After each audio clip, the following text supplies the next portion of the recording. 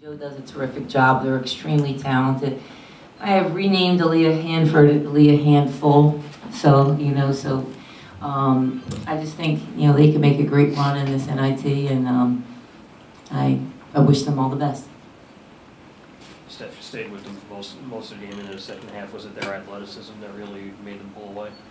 Yeah, I mean, they wore us down. I mean, she just is hard to keep in front. We try to mix up some defenses. We've never gone triangle and two all year, and we tried that a little bit today.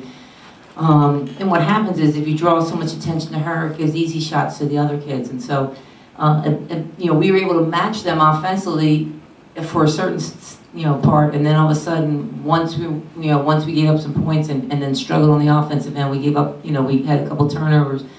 They kind of ran with it, and that run kind of put it to bed.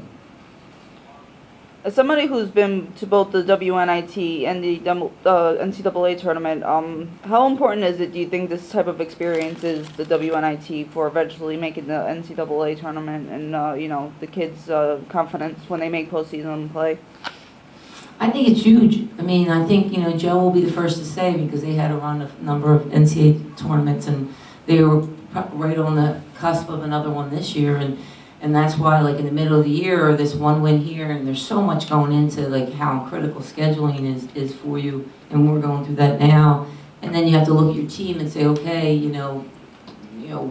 what's your team going to be like? Because you don't want to put them in a position to not succeed either. So with our kids, we just got done a long team meeting. The bar has been raised. I mean, this team, these seniors put up 4 banners, including the Atlantic 10 Championship. So, when I took the program over their freshman year, there was a lot of thoughts of going to drinking heavily at a bar when I saw what the talent level was the first year. But I give them a lot of credit because they just worked and worked and worked.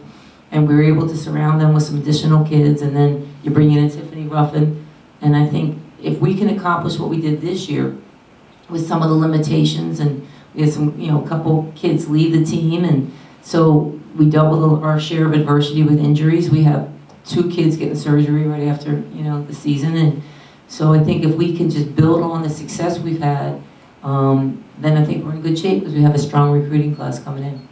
Talk about your seniors and what they meant for you in the program. In addition to the 4 championship banners, you were saying, what type of leadership would they provide to your underclassmen, and what type of lessons they were able to leave? Well, I'll kind of start from the bottom.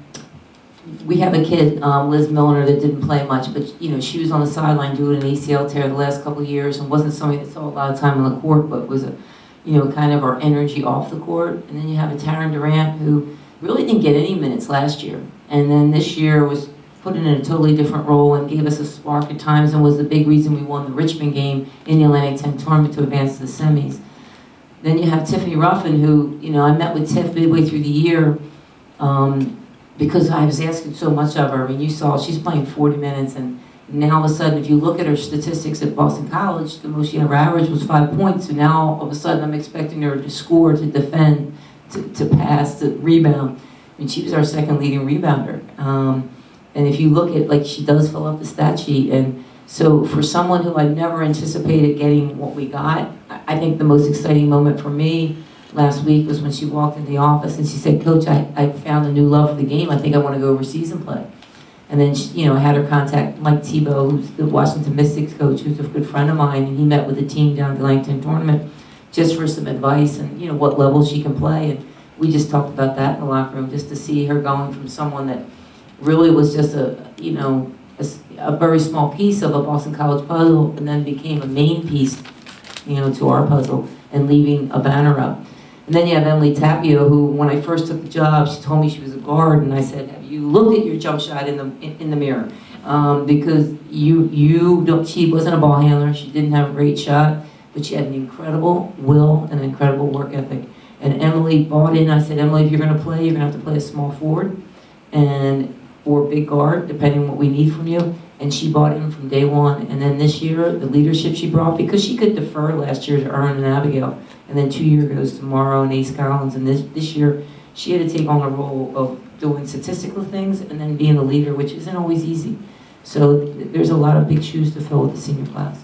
To win 21 and lose what you had last year with Erin, with Abigail, with everybody else, how much more significant is it this season just to build on last year and coming back from it?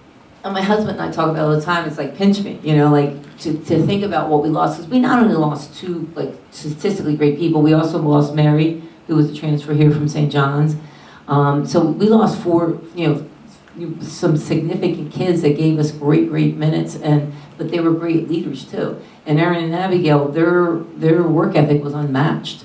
And so my concern was not, it was, you know, part of it was obviously the X's and O's part and the scoring and the rebounding, but really was the leadership. Because I think to be a successful team, I think you have to be a player-led team. And I found myself in the first month of the season, 2 months of the season, it had to be a coach-led team.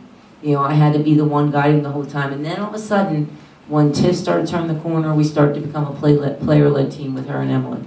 And I give them so much credit for that.